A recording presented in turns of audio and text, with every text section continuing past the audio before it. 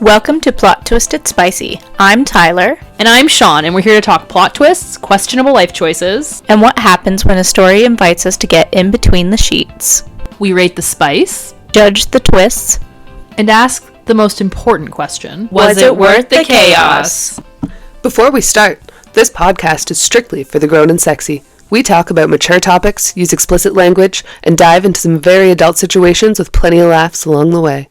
Recommended for listeners 18 and older. Listener discretion is strongly advised. If you're still here, fluff those pillows. Let's get between the sheets. Hi, Tyler. Hi, Shawn. How are you doing? I'm doing okay. How about you? I'm pretty good. I mean, I'm in the post-Easter energy wind down, sleeping through the night. I went to Ottawa, so I was staying in the worst Airbnb of all time. There was no cell service. It was basically a jail. I'd leave. Yours. I didn't feel like leaving because where else would I get somewhere to rent on Easter weekend? I guess so. Yeah, so it was bad, but the rest of the weekend was good. It was a bed. By the way, the oldest bed of all time. It squeaked no matter which way you rolled on the mattress. Ear. Like the old school springs, you know? Yeah. Anyway, for a family with what are those things called? The trucks, the electric trucks. Oh, the Cybertrucks? Yeah, for a family that has a Cybertruck, they should replace the mattress. That's all I'm saying. All right. But happy post-Easter to everyone that celebrates. And this is our third episode of Plot Twisted Spicy.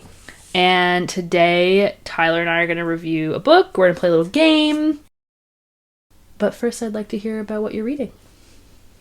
So what are you reading? So right now, I'm just listening to an audiobook right now. It's called The Fine Print by Lauren Asher. And it's a part of the Dreamland Billionaire series. What is Dreamland? It's basically Disneyland. Oh, weird. Yeah. Basically, This family owns Disneyland, and so basically this family owns Disneyland. Well, the grandfather owned it, and the entire family worked there. And now the grandfather died. And so the three sons are trying to figure it out. This first book is about the one son, Rowan. And he ends up falling in love with one of the workers at Dreamland. And it's spicy. I feel bad for the author because as soon as you say Rowan, I think about baby names. Because I feel like that's a really popular baby name right now. Fair. It might give me the ick a bit. But it's contemporary romance. That one is a contemporary romance, correct? Yeah, that's not my vibe. No. I don't like it all the time, but every once in a while I think it's a nice little switch up for me. Fair enough. Yeah. So it's book 1. Are you going to read the whole series? I think I'll dabble into it, but I don't think it's going to be one of those ones where it's I have to read the next one right away. I think it's just going to be what if I need just a breather from some of the other stuff that we read, then it's something a little happier. Sweet. Mm-hmm. Cool.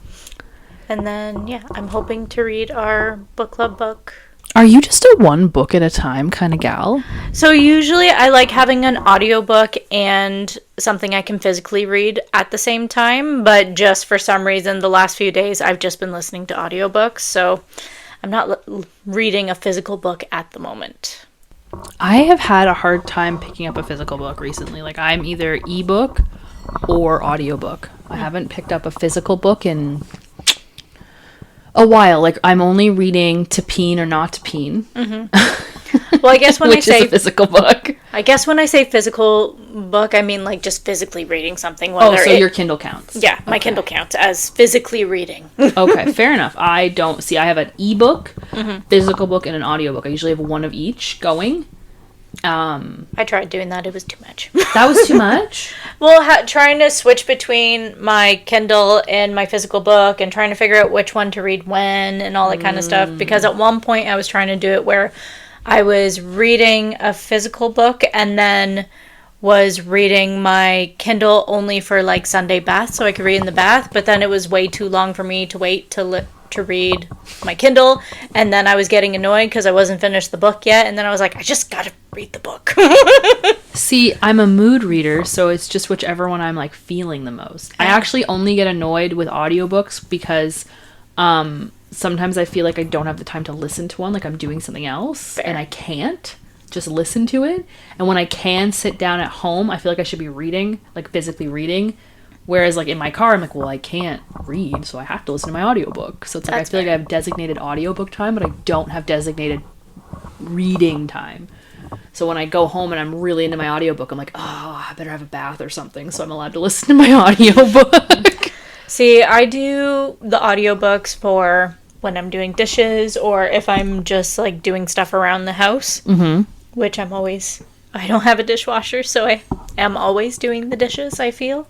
And Earbuds are revolutionary for being able to listen to audiobooks at home. Necessarily revolutionized my life. Yep. And then if I'm lucky enough to walk to work that day, then yeah. Nice. I'll listen to my audiobooks then too. I used to be a big podcast, like I used to have a ton of podcasts that I listened to. I've really narrowed it down lately, so now I have to wait in between episodes, where it used to be I had at least one every single day. So now I just fill the narrowed down time with audiobooks, and so now I'm listening to a lot more audiobooks than I have in the past. Are you a crime podcast person? I dabble here and there, but I don't have like a crime, like, I don't listen to a lot of crime podcasts. The most I listen to is a Mile Higher podcast, because I watched Kendall Ray on YouTube for many years. And so when I listen to Mile Higher podcast, and then I listen to Lights Out, which is more paranormal. Like ghosty. Yeah. Okay. Yep. I don't like any murdery stuff at all. Fair. I don't listen to it. So I'm not a big fan. So when I listen to podcasts, it's usually like science podcasts. That's fun. Yeah, I like Learn to learn something stuff. new. Yeah. I'm here to educate myself because I didn't listen in school. Fair enough. At least you have a place to learn now. That's true. Well, what about you? What do you do? Oh, so I'm reading To Peen or Not to Peen, which is by Tanya something. Can't think of her name right now, which is bad because she's local. But that is our annotation book for book club. Perfect. So there's that, which is a book that I will be reading and then annotating and then passing off to the next person, and then they will read it, annotate it, and we'll pass it through our book club. And then I'm also reading The Secret Life of Addie LaRue, which is sad. I'm about 80% of the way through it. I think it's supposed to be like endearing, but mostly it's just sad. Like it's just about this girl that no one can remembers. If you want to be sad, read that book, eh? Well, I guess if you want to appreciate the mark you leave on the world, because the whole point is that she can't leave any marks. No one ever remembers her. And the book starts to ramp up because somebody suddenly remembers her. And it's just sad, really, because everything is now hinged on this one person remembering her. And she's immortal and they're a person, like a regular human. So I just don't know how it's going to end. But I'm about 80% in and I like it. And then I'm reading our book club book, which is Come For Me, which is a smutty werewolf novel. I don't think it's a novella. Full novel. We didn't want a novella this month because That's we've true. had it the last few. Yeah. So a couple of good ones. I'm going to do my best. I hope you guys heard that. To make a jingle here. Make a jingle. Do-do-do-bleep beep boppity boo. It's time to play Ick or Pick. Do you like that one? I'll get better at it. So today, Tyler, for my newest series of Ick or Pick, you will be listening. By the way, this is rated R, so for anybody who doesn't like foul language, you may need to pause here. But so today I'm going to tell you words that are used in smut, so terms in smut. Oh no. You're going to react to them. You know the amount of them that I'm like, why did you say that? And this is specifically for smut. So if it's a regular word, I'm talking about in terms of erotica. Erotica. And you're going to react verbally because I was told last time that they can't see you giving a thumbs up or a thumbs down. Bah. So our first word is folds. You can't just make a face. No one can see you. Sorry. I automatically make a face. Folds. It's fine. You look uncomfortable. It's just okay. folds. It's usually her folds. In her folds. It's fine. Pick. It's Pick. fine. You don't mind it when you're reading it? I don't mind it when I'm reading it.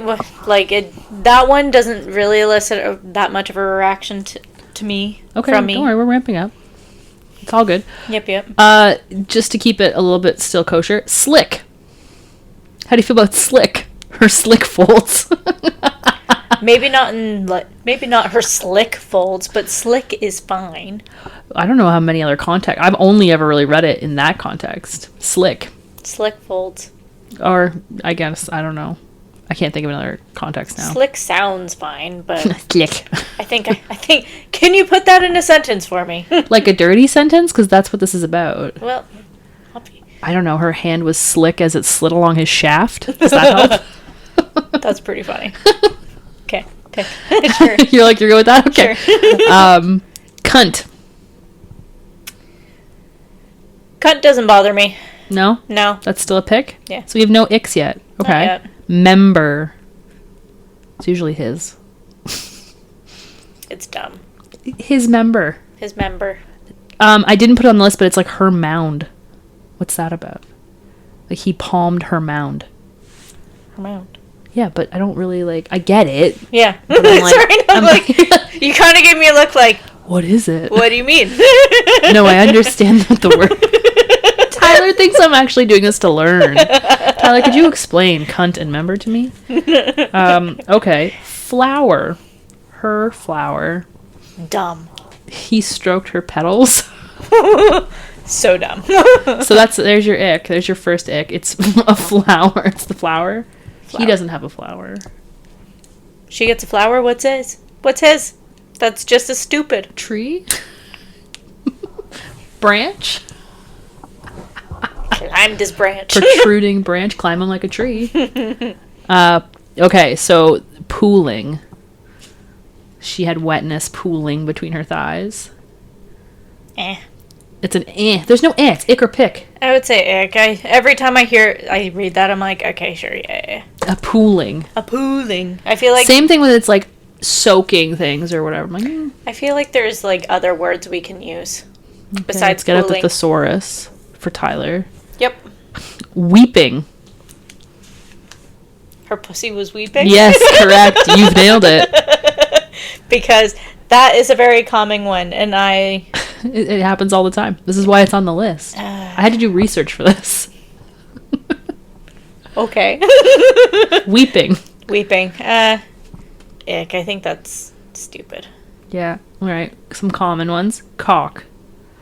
Yeah, sure. Pick. Dick. Sure. She smiles for dick, but not for cock. Got it. Perky. Her perky tits. He groped her perky tits. Not his perky dick, apparently. Wow. Perky. It feels adolescent to me. Yeah. I feel like that would have been like a movie or something that we would watch that would have been like, oh, her perky.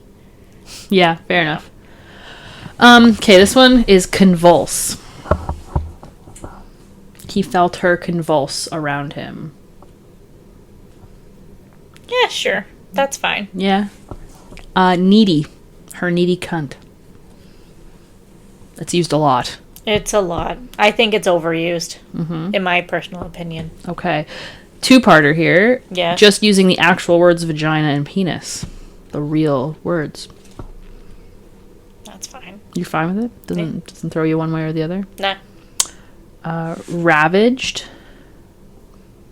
Ravage the dick. I was about to say it, but you did it for me. Sure, yeah. Okay. That's funny. Milking.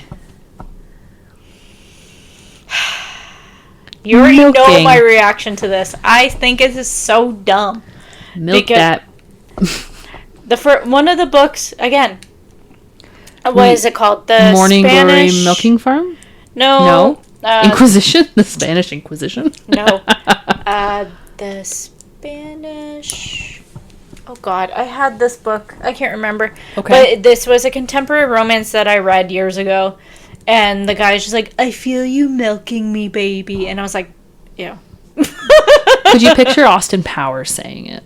Yes, but that's Austin Powers. This guy was supposed to be sexy as hell. I'm sorry. So was Austin Powers. Well, you know what I mean. So Austin Powers is known for saying outlandish shit. Yeah. And that's what makes him who he is.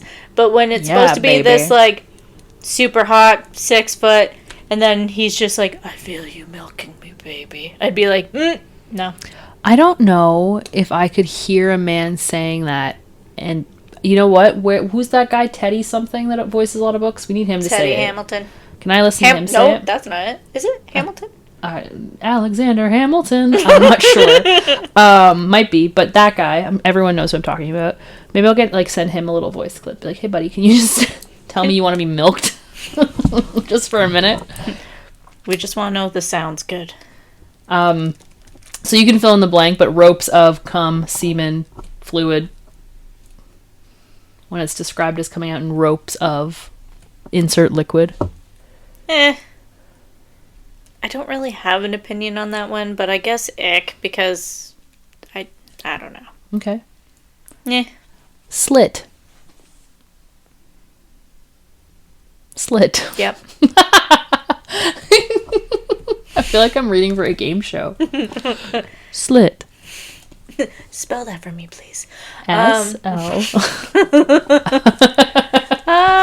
Slit is fine. It's fine. Her slit. Sure. His slit. I don't know. Whose slit? I'm assuming her slit. Yeah. I think, yeah. Okay. Yeah, it sounds fine. That's the thing. A lot of these words sound fine by themselves, but I want to know specifically what they say. Like, in the they're used a lot throughout different books, but like for slit, for the most part, it would be like he dove his fingers in her slit. Yeah. That's fine. That's fine. Rod. That's just funny. That's just funny. She mounted his rod. Something like that. There's only 3 left. You're going through these ones quickly. So these are like descriptors. So groan or groaning.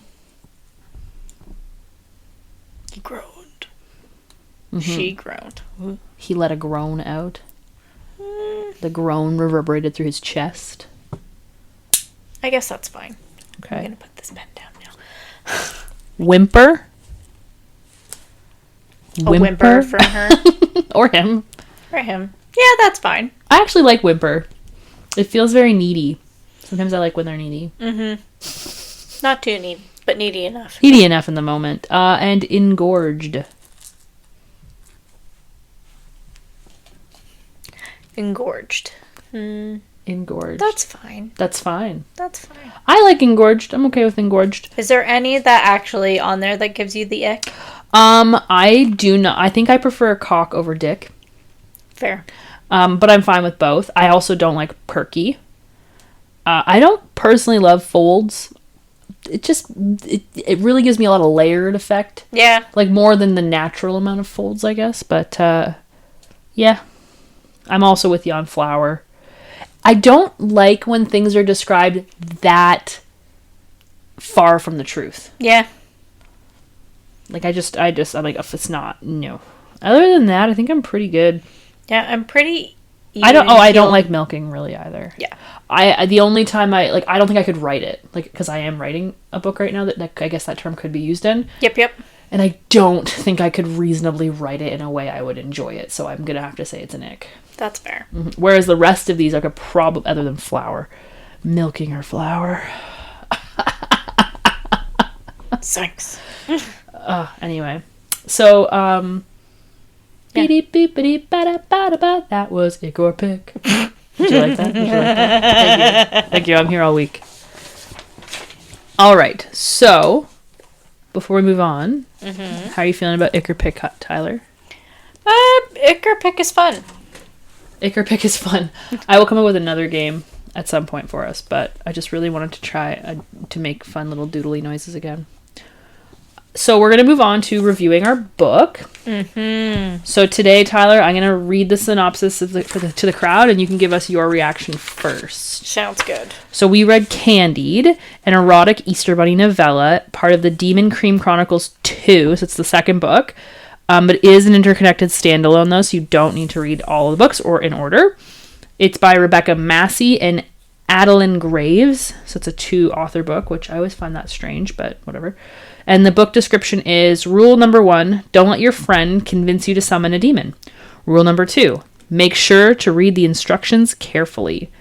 Rule number 3, don't bang the Easter Bunny no matter how much he says you will like it.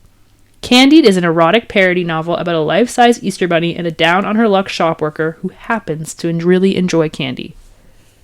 The book is 127 pages and has an average rating of 3.74 on Goodreads. So take with that what you will. Tyler, I'm going to give you the floor. Sounds good. Alrighty. So... It's always good when you sigh before starting. I know. For this one, I think this was one of the ones where the descriptor for the author wanting us to read the book was better than the actual book. Oh, hell yeah. Totally agree. It gave me very much Crown of Light and Ashes vibes, where like the description where like when we were it was trying to convince us to read the book, it was so good, and then I opened the book and I was like, okay. Okay. Yeah. When it started off with the daydream, I thought starting off with the daydream was fine, but I found it a little hectic because it was like, and then this happened, and then this happened, and then this happened, and then he ripped me apart, and I was like, what the fuck are you talking about? And then it was like, oh, it's a daydream. I was like, okay. Yeah, so spoiler alert, we're going to talk about the entire book, so you're going to know everything that happened, but the book opens up on a daydream of her, because she's obsessed with her coworker who's in the Easter Bunny costume. He's the guy that plays the Easter Bunny for the children. Yeah. Adam, is that his name? Adam, yes. Yeah, so I personally dislike when books open up on daydreams, but don't tell you at all that it's a daydream. Yeah. The only reason I knew it was a daydream right away was because the way the font was for the book. Because it was in that italic? Yeah. Italicized? Yeah, it was italicized. So I was just kind of like, is the whole... At first I was like, shit, is the whole book... Wow. At first I was like, shit, is the whole book going to be in italicized, this? Yeah. And then all of a sudden I was just kind of like, oh, this is ramping up a little too quickly. This is a daydream. Mm-hmm, mm-hmm. So it was just like... Meh. Okay, continue. And I thought, okay. Also, I was a little off about how the main character just could not talk to this hot guy to save her life, but then as soon as we summoned a demon, sucked his cock right away. I was like, you can't talk to the guy, but you can suck his dick. And conveniently, she just thinks it's Adam. Yeah. That's what happens. She does this, and she's like, Adam's here now. Yeah. And as much as I completely just skipped over, like, a whole chunk of the book, but, like... You did? Well, yeah. The summoning and the friend and blah, blah, blah. You skipped over all of that? Just now. Oh. I was like, it's only 167 pages, Tyler. I was really bored. No. No, but just like, but I thought like having the friend there was entertaining because clearly she was the chick from the first book. Yeah. Raven. She got fucked by a carrot for sure. Yeah. But yeah, so I feel like I want to read the first one because it sounds like the first one was entertaining as hell. But just kind of as this one went on, I just got... I don't know. I just... Like, it had some decent parts in it, but there were some scenes where I was like, okay, we need to move on. In this book. Okay. I felt a lot of the time. And then when it just gets to the glut, I was like, ooh! So, I agree with everything you said. I have, like, a little sheet that I made, and I wrote overall vibe and feeling for this book, garbage-dumpster fire. You said you rated this a 3? Originally a 3, but every time I talk about it, I feel like I shit on it more. So it keeps changing on me. But also, almost most of the time, whenever I read a book, I'm like, oh, if I finish a book, it's a 3. I've been dabbling away from that lately. Like with the last book club book we had, I was like, that's straight up a 2. And even our Allosaurus summer book, and I almost take that back that I put it as a 2 because I found that a lot more entertaining than this one. Yeah, I have my rating breakdown, which helps me a lot. Yeah. For this book, so in my ratings, I rated this half a star. Half a star. And if you take a moment, my half a star and my star breakdown is finished out of morbid curiosity, and that's the only reason it has value. I think that's fair. I feel like that fits this book perfectly. That's fair. So my overall vibe for the book was garbage/dumpster fire. And then my favorite character, the friend. She was funny. She was silly. She was a witch. She obviously fucked a snowman. Yeah. She already has summoned a demon and still has to Google the instructions. Yes. Which I thought was freaking hilarious. She did crack me up a lot of the book. And actually, Adam cracked me up too. Yeah, Adam was great. He was sweet. Like, they have like that one little conversation where she like hits her ankle off the same, like there's a display and she always hits her ankle off of it. Yeah. And he's like, no woman left, or no employee left behind, and he like piggybacks her over to her care area. Like, that's nice. I thought that was like a fun little interaction between them. I also think it's wild that she like cannot muster any will or way to speak to this guy at all, but she's willing to summon a demon, which is all put under the guise that she doesn't believe it's real. Yeah. Fair enough. Who would? But yeah, so I have 2 options, which I don't know if you did this, but your top quotes, good or bad. Did you write any quotes down? So, still my favorite one. Okay, 2 of my favorites are at the very end of the book where Adam is like, "This is my boyfriend." You know what? I actually didn't love that he was gay. I fucking died. I was like, of course he's gay. Did I love it? No, but did I think it was hilarious at the end? I was like, yeah, that's pretty... She finally has the ability to talk to him and he's gay. I was about to say, like, it's like, I bet if you just had one conversation with him, you would have figured that out very quickly and you wouldn't have had to go through the hell that you had to go through in this damn book. Also, when, oh god, Gluttony. I never remember his actual... the demon of gluttony. So she accidentally summons the demon of gluttony instead of the demon of sex, basically. Yeah, but where he takes off the head and he was just kind of like, "Oh my god, you don't have a head," and he's like, "Yes I do," and points to the head that he's holding on to. Yeah. I'm like, that was good, I will say. I was like, I like that. I thought that was funny. Yeah. So there's like a couple moments like that in the book where I actually like laughed out loud and was like, oh yeah, like that was pretty witty, but like other than the few moments that are in the book, it's just kind of like, oh, that sucks. Yeah. And I was just kind of, and the whole like when she has to try to get Gluttony back to his realm and stuff like that, the way she has to do it just really gave me... We're not there yet, but I agree with you. Yes. I still want to talk about quotes. Quotes, yes. So there were very few quotes in this book I actually liked. One was, "I shrug and stick out my tongue." So she summons a demon into a bunny suit, assumes it's the guy she likes, and for some reason, when he, like Tyler said, when he takes off the bunny mask, there's nothing there, but a dick can come out of the bunny suit. Yep. A full, fleshy, veiny, mouth-watering, in her opinion, dick that she thinks is Adam's. Apparently, he just cut a hole in the costume for her after she summoned a demon, and I just think that is hilarious. I shrug and stick out my tongue. And she goes for it. And she blows the demon. And then she runs away from him. And that's when he casts gluttony on her. But the second thing I thought was really funny in this book is... So her friend summoned a different demon. And he's like a sex demon. And this demon, Gluttony, doesn't like the sex demon. He thinks he's like just a whore little fuck anything. And he says, "There was a pumpkin in the 19th century. Let's just say it saw things."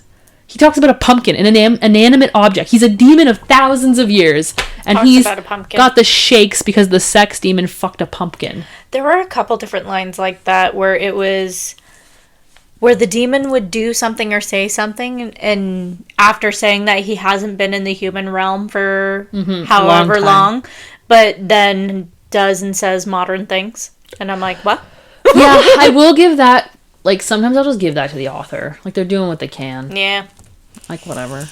There's worse things I have to deal with in this book. The word squelch is used. Yeah. That's I didn't even put that on that list. That's how much it bothered me. I was like, that's an ick for everyone. Okay, so that's okay, so that's for good quotes. Did you mention any bad quotes, or did you save any quotes that you did not like? I don't have a quote, but I do have the way that... So, when... I can't remember who it was, like, oh, the Megans and the Tylers' mums have to, like, have to wait because they can't find the bunny suit kind of thing. Yeah. The way they spelt fucking Tyler pissed me off. How did they spell it? T-I-H... Sorry. T-I-G-H-L-E-R. That's how they spelt Tyler in the book. And I am offended. That was a huge... That's not your kid. So dumb. Yeah. I'm just kind of like, why? Hitler. I have a lot. I have like a full page. I won't read them all to you, but I could go for a spit shine. What the fuck? She says that, by the way. She says she could go for a spit shine. I also had to learn what lechery meant. Excessive lechery, yeah, excessive vomiting. No, excessive and offensive sexual desire. Oh. Yeah, I didn't know what that meant. So I'm just throwing that out there. Lechery. I just assumed it was like... He knew I was desperate enough for his salami stick that I was willing to summon a sex demon. No, Tyler, that's not funny. That's fucking despicable. Stupid. That's bad writing. Inch my knees forward to get within swallowing distance. What? Don't understand. No. The call of Swiss rolls is strong. I can feel the tingle in my clit. I'm sorry. I get that she's cursed with gluttony. Why is it in her clit? Why is the tingle in her clit? Do you ever feel a tingle in your clit when you're hungry? Nope. Okay, just checking. I do. Joking. That's how you use that joke. Okay, I don't even want to read this one, but this is the quote I hated the most in the entire book. Are you ready? I'm waiting. What feels like eternity passes at the speed of molasses dripping from Mother Nature's cunt on a winter's day. Why does that exist? I forgot all about that. I'm angry. Oh, that's awful. Yeah. And then squelch right after. Squelch. Because I wrote the page numbers next to all of these. Anyway. Also, she describes his cock as red and angry, and that doesn't seem positive to me. That sounds his like cock it's juts out red and angry. Yeah. I feel like the author... I mean, I guess there is like a world out there, and not to like yuck anyone's yum, but there's a world out there where discomfort and things that are traditionally quite uncomfortable are sexy or attractive. Yeah. I don't like it in my books. And so this book was really difficult for me to read because she accidentally summons the demon of gluttony, and the second she runs away from her, he curses her with gluttony, which you don't find out until he like finds her again. Yeah. But it's pretty obvious because she orders like 9 bags of groceries to her house and can't stop eating. And it's all candy, sweets. And like she has her hand in a bag of sugar. And he like edges her with a little cream egg thing, right? Like he the first time they are like together, he takes away all her sweets and just leaves her the wrappers with his cum on them. And they end up in this random storeroom in the mall that no one has been in years that conveniently has a couch. Conveniently. And he has one like chocolate egg, and he's like edging her, and he like puts it inside her and then lets her eat it at some point. But the whole topic around that and the way that things are described, like red and angry, I didn't enjoy. At one point they like have sex or something, but she describes his wet bunny fur. Yeah. And that made me like uncomfortable, like to picture that costume, because he's basically a dick in a costume. Yeah. And they why are you describing the like vagina juice fur? It makes me feel like nails on a chalkboard, like it's or weird. like rubbing velvet the wrong way. Like I really didn't like it. And then we proceed to her agreeing to give in. And this is the part I think we both really disliked. Yeah. So for her to help him get back to his regular form and go back to the demon world, she has to give in to gluttony. So he makes her like make a list of all of the things she wants, like all the things she's craving.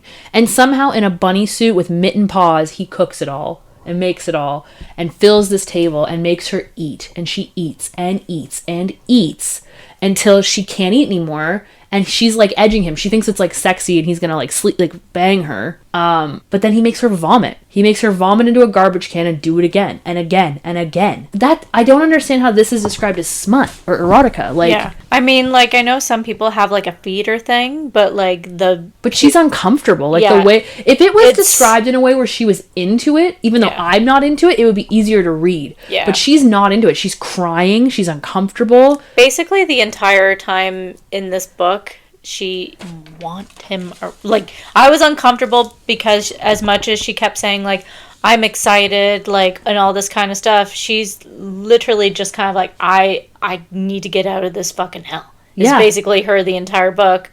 But like, she gives in to him, but it was uncomfy. Yeah, it's not really like, I feel like her friend had a way better time, and apparently she summoned a snowman and he didn't even have a dick. Yeah. I wrote worst character, her. Yeah. I wrote worst and cringe scene, every scene. Every scene. Would you recommend this book? No. Not at all. I would not recommend anyone read this book. And then I wrote best scene for the smut, probably the daydream at the beginning. Yeah. And outside of that, even then, the daydream was chaotic. Yeah, it wasn't good. I just couldn't pick a best scene, except for like maybe her friend and her. Like if it wasn't smut, it's her and her friend hanging out or whatever. Yeah. Yeah. And then he kept calling her Little Caramel. I didn't like that either. I thought that was weird. But then also... And then he calls her... At one point he just called her Caramelita. Caramelita. What the... Pixie Stick. Ugh. Sugar something. I don't like He had a couple different nicknames, but Little Caramel was the most common. Mm-hmm. And also... But then also at one point in the book, she describes about how his cum tastes like caramel.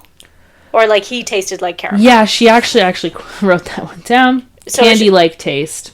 But at one point she talks about him taste, like there was a specific line where it was he had a caramel taste to him, and I was just like, you're calling her Little Cum? He is calling her Little Cum. Good catch. And I was just kind of like, ooh, no, I don't like that. I'd prefer Pixie Stick. This little Pixie Stick, little sugar hit. Yeah. I just feel like the Demon of Gluttony could have been written in a way more erotic way. Yeah. When we found out he was gluttony at first, I was just kind of like, ooh, I don't know about this, but I'm open. We'll see. Mm-hmm, and then it just kept going, and I'm like... And why did it have to be food? Like, you can be gluttonous for lots of stuff, ravenous for lots of things. Well, I thought he was going to say, like, oh, like, yeah, for food, but not just food. And then, like, they go from there kind of thing. Mm-hmm. But it just did not stop. No. Did not stop. Yeah, not my favorite. Yeah. Another book that I couldn't put down, but I don't know. Well, it was like a train crash. I couldn't... And then at one point she leans far enough forward for my breast to poke out of my t-shirt. How?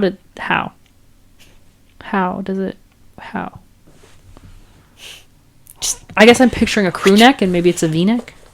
I don't know. They never described what she was wearing. I said I wasn't going to read them all, but I did. I really did not like this book. Like I said, I gave it a 0.5 star. My sheet is very empty. I was uncomfortable. It wasn't attractive to me. Like, no. She didn't seem like she wanted him at all, except for that she had to want him because he basically forced her with a curse. And that's the thing. As soon as he left, her words basically were, "I finally am able to breathe." Like, and that's what you want at the end of a smut book. Yeah, I'm able to take a deep breath. It made me uncomfortable the whole time. And I'm like, ooh. Like, okay. I'm happy to read these books so you don't have to. Yeah. Because it was a tough time for all involved. So my rating, still a 0.5 star. You want to change your 3? Yeah. I'm going to help Tyler make a rating system. Yeah. My rating system is like wherever the wind takes me, and like I said, usually I think your lowest rating up until recently has been a 3. Yeah, because usually I went by, if I finished it, it's a 3, And I'm realizing I really need to start changing that because... Yeah, because if you don't finish it, that's a DNF. Yeah, true. I think that's what my no star is on my little rating thing. DNF. Didn't even finish the book. Yeah. So there are books that I have refused to finish. I will, like, luckily it's a novella, so it's a quick read, so it's easy to, like, commit to finishing it. You can generally start and finish it in an afternoon, depending on how long it is. So it's like, yeah. Yeah, exactly. Well, we've dwelled on Candied for long enough. No, it was not worth the chaos. Nope. We do not recommend you read it. We do recommend you re-listen to this episode and laugh. We do need to pick our next book. So you said you had screenshotted some recommendations? Yes. All right. Do you have your first one? I don't have them in order of, like, what I'd like to read. Okay, so you have 3. Yes. We'll go back and forth? Sounds good. Okay, you go first. So the first one I have is The Devil's Opera by A.R. Tapiero. I don't know how to pronounce that last name. That's my bad. This is the cover. All right, so we've got a woman in a red mask and lots of flowers and a sword. Very cool. Okay. I think it's giving me Phantom of the Opera vibes. I think that's what it's supposed to Okay. give, which is nice. So it says, they call it the Phantom Voice. Haunting the mind, a thief of memory, the greatest threat to high society is Valithia Mancini. The perfect noblewoman on stage, a siren for hire behind the scenes. She hijacks memories to fund her escape from one person who is as charming and cunning as he is ruthless, her husband, Lord Damien Mancini. A man she was never meant to marry, a man who made her prisoner. Through her dowry, Damien gained her father's opera house as well as a cut of the criminal empire running underneath it. So when her parents are mysteriously murdered, is it really a coincidence? Now determined more than ever to break free, Valithia agrees to one last job. Find out how the esteemed opera composer rose to fame so quickly. What she discovers is far more sinister than she imagined, for she has inadvertently summoned a devil worse than Damien. And by the time the final curtain falls, that's when the real show begins. So, is there fantasy elements to that? It sounds like it. It sounds almost like post Phantom of the Opera. Yeah. After the story. Although I've never read or seen Phantom of the Opera, so I'm making a lot of assumptions. I watched the movie. The movie was good. Yeah. I've never seen the play. Okay. And if there is a book, I haven't read it. I thought it was a book, but I could be totally wrong. That sounds very cool. How many pages is that? I think this one is over 200. Ooh, okay. So a little longer. Hold on. 288. So almost 300 pages for that one. So it's a longer one. Okay. I don't know if we want to do one that long or if it's too long. I'm not against it. Sounds good. And then sounds cool. So this is called The Devil Opera, sorry? The Devil's Opera. The Devil's Opera. And it's on Kindle Unlimited. Okay. I don't know if it's in other places, but I know for sure it's there. Okay. So it's on Kindle. And for 160 ratings, it's 3.90. Okay. So it's got some uniqueness. Yeah. So not your average read. Okay. So that's that one. Sweet. I mean, I would not have guessed. I like that it kind of sounds like there's more to it than just an abusive husband. Yeah. I picked this because I just really want to read it. Ice Planet Barbarians. We've been told about this book. I was about to say, I think you've talked about this before. Wasn't me. It was actually Kat, I'm pretty sure. Kat? Okay, cool. Pretty sure. You'd think being abducted by aliens would be the worst thing that could happen to me. And you'd be wrong. Because now the aliens are having ship trouble and they've left their cargo of a human woman, including me, on an ice planet. And the only native inhabitant I've met, he's big, horned, blue, and really, really has a thing for me. That's it. So I think it sounds hilarious. I'm on Pagebound right now. It's got a 3.41 rating, but it's only got 64 posts. That's fine. I think it just sounds awesome. I've also heard nothing but good things about it. Anyone that's read it has said that they loved it. Yes, exactly, right? And then so on Goodreads, it has a 3.62, and it's got like 34,000 reviews. And then it is, it's 312 pages, so it's actually even longer than yours. Hoops. We're going apparently longer this one, but it sounds really funny. However, it is a series as well. I didn't realize it was that long. Okay, your turn. This one is a revisit, and it's The Shades of Red by Willow Prescott. That's the cooking one. Okay, yeah, that did sound really good. Shades of Red. We gotta just put these in a cup and pull one. Yeah. You know? Maybe next time. Did you want me to reread the thing, or let it be?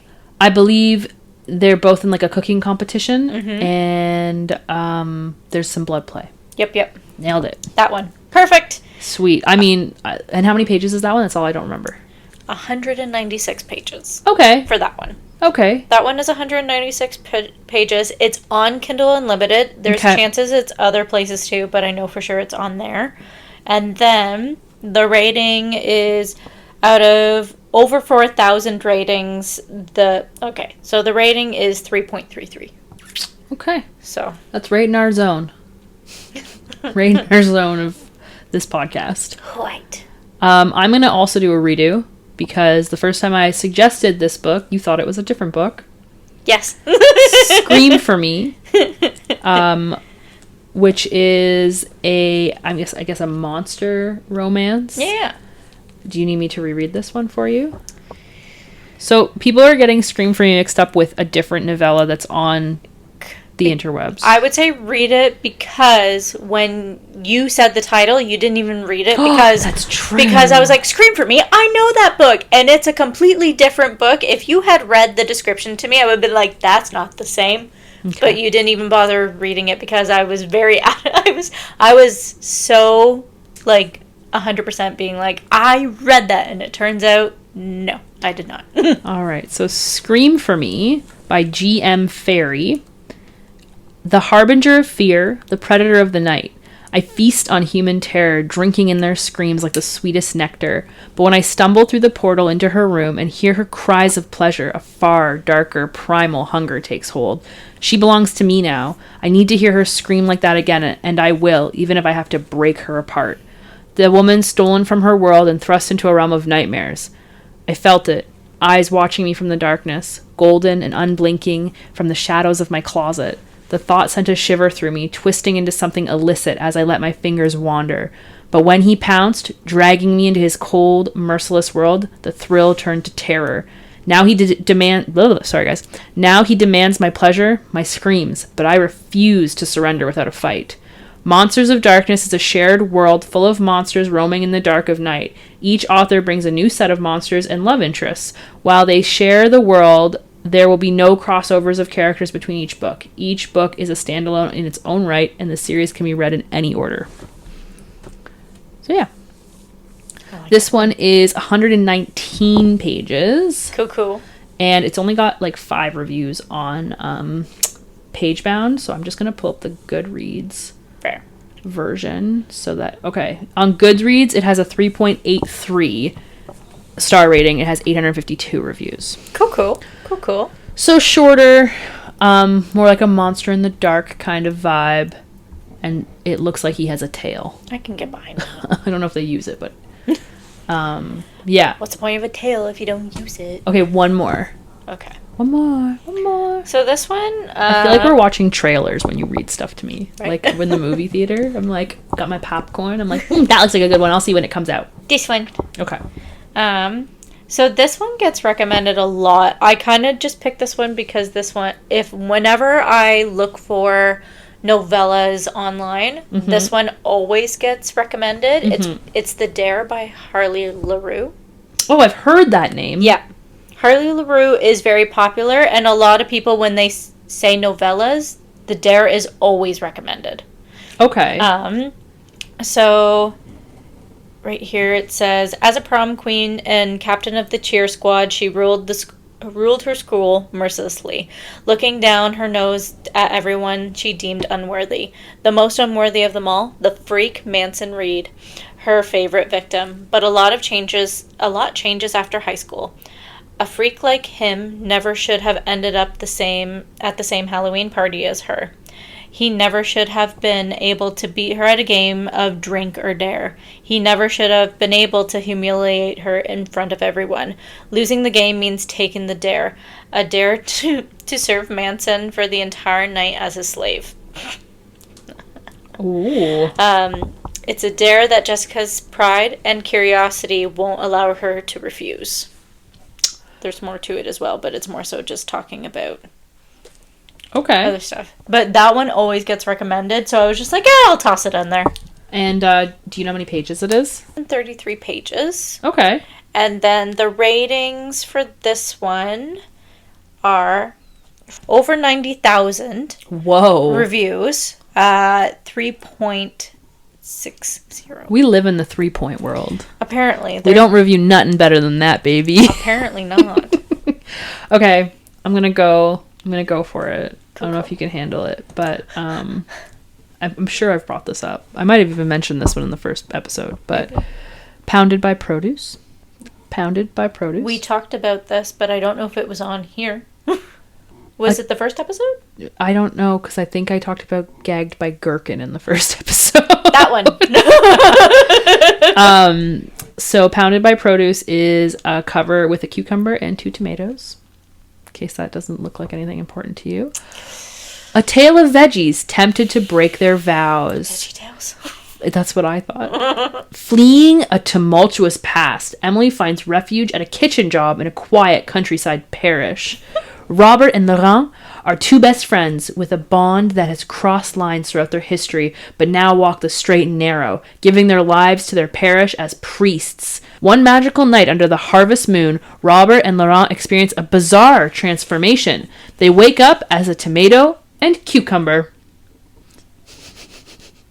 Let that sink in. Emily brings these ripe and juicy vegetables into the kitchen, but instead of preparing a meal, she uses them for other more carnal needs. Emily awakens something inside of the priests, who switch back and forth between their human and vegetable forms. The three find themselves in a steamy entanglement, unable to deny their primal desires. Will they fight their urges or break their vows and alter the course of their lives forever? From the best-selling author of Get in My Swamp comes a veggie love story filled with angst and lust. Oh my god. Which we may have to read Get in My Swamp. I'm going to look that one up later. Get in My Swamp. So, it's on Goodreads. It's had about 1,200 reviews. And it's got a 3.48. Oh my god. Never live in the 3s. Never live it. No, we don't leave the 3s because I pick books that are insane. Because that's my dream, to rate insane books. There's a book called Romanced by a Rat. Sorry, these are my recommended. Oh my god. Doing this research in a dentist's office was really funny. Anyway, that's a story for another time. Of your book recommendations, I think I would want to do the chef one. Sounds good. Out of yours, I keep going. I'm trying to figure out whether I want a monster romance or if I want a vegetable. Well, we are trying to be healthy. Yes, oh my god.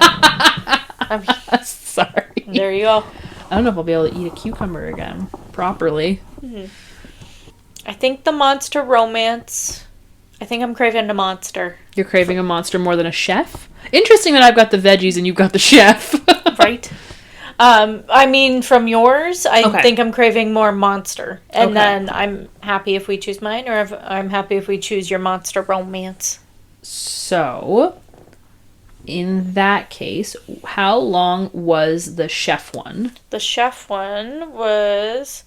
Mine is 119 pages. Mine is 196. Okay, so they're both under 200. Yours is like basically 200. Sounds good. And then mine's a little bit. So I guess, did I pick last time? What did we pick last time? We picked my book. Let's pick your book. Okay. My book was utter trash.